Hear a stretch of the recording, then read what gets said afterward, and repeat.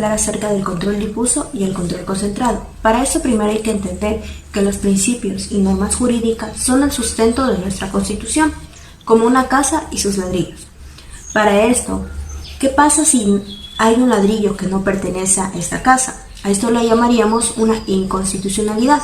De aquí nace el control constitucional, que es el encargado de que ninguna norma vulnere a la Constitución para que éstas tengan una comunión y una coherencia como normas y respeten a la misma. Ahora bien, vamos a hablar acerca del control difuso o el sistema americano, donde se distribuye o se difunde en varios órganos. Es decir, todos los jueces del Poder Judicial tienen la potestad para inaplicar las normas en un caso en concreto y que éstas no vulneren la Constitución. Un ejemplo de control difuso tenemos al conocido caso Marbury versus Madison. Los hechos de este caso se refieren a la designación que hizo el saliente presidente de los Estados Unidos de Norteamérica, Adams, de jueces federales, entre quienes se encontraba William Marbury. Sin embargo, el secretario de Estado, James Madison, para el nuevo gobierno de turno de Thomas Jefferson, no realizó la posesión de Marbury, por lo que éste acude a la Corte Suprema, cuyo presidente era el juez John Marshall. Las pretensiones de Marbury estaban fundadas en la Ley Judicial de 1789, que facultaba a la Corte para coaccionar a la administración a que éste hiciera efectivo su nombramiento como juez. Pero Marshall consideraba que la mencionada ley es contraria a la Constitución y por lo tanto la Corte Suprema no puede fallar de forma favorable a Marbury. El caso colocó en una encrucijada al Poder Judicial, la cual fue descrita por Marshall con una suprema claridad.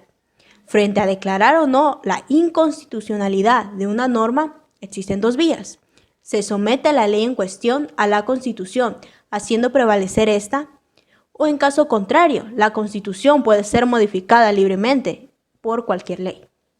En este caso, se adoptó la primera postura, como respuesta al conflicto, pues el juez Marshall estimó que es la esencia misma de la responsabilidad judicial indicar y aplicar las normas que deben operar en un caso concreto, concluyendo que, siendo la Constitución una norma suprema, que además se ve provista de principio de supremacía, es necesario que ésta sea la que se aplique y no una ley que la contradiga.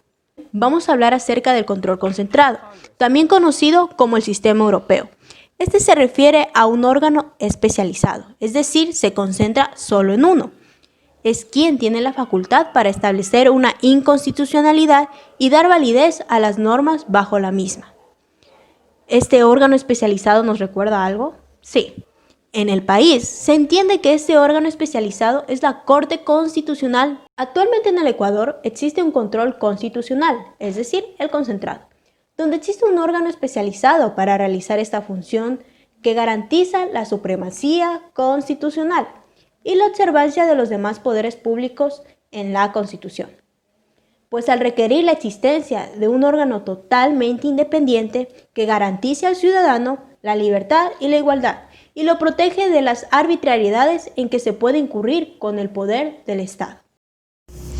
Un ejemplo claro de este control constitucional es la sentencia número 001-10-SIN-CC de marzo del 2010, o también conocido como la sentencia sobre la ley minera, en donde la Corte Constitucional realizó una interpretación condicionada de esta ley, ya que a partir de se ha logrado que la norma inferior no contraviniera a la norma superior. Es decir, la Constitución y a su vez no hizo necesaria la exclusión de la mencionada ley del ordenamiento jurídico.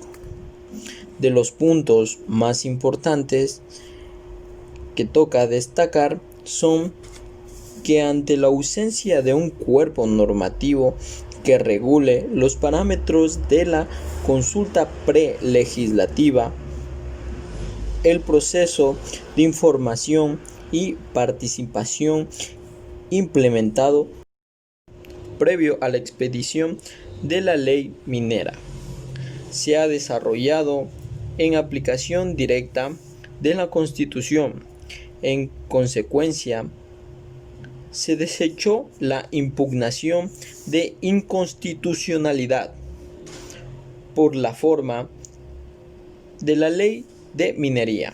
Además de esto, se tomó en cuenta que la consulta prelegislativa es de carácter sustancial y no de forma.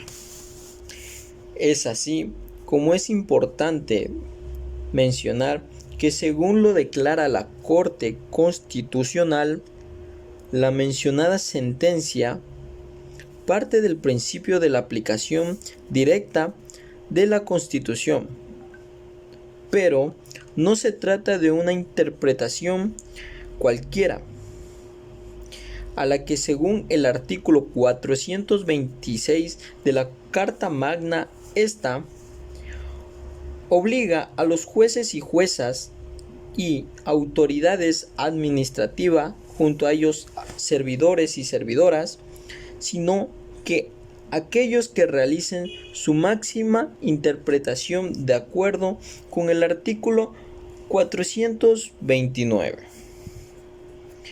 ¿A qué se refiere con esto? A la Corte Constitucional del Ecuador. Es así como está dentro del sistema ecuatoriano esta legislación para dictar sentencias interpretativas con el fin de armonizar una norma en virtud de fondo a los principios y reglas constitucionales, fin de evitar efectos más perniciosos derivados de la expulsión de una norma o del ordenamiento jurídico vigente en esos momentos.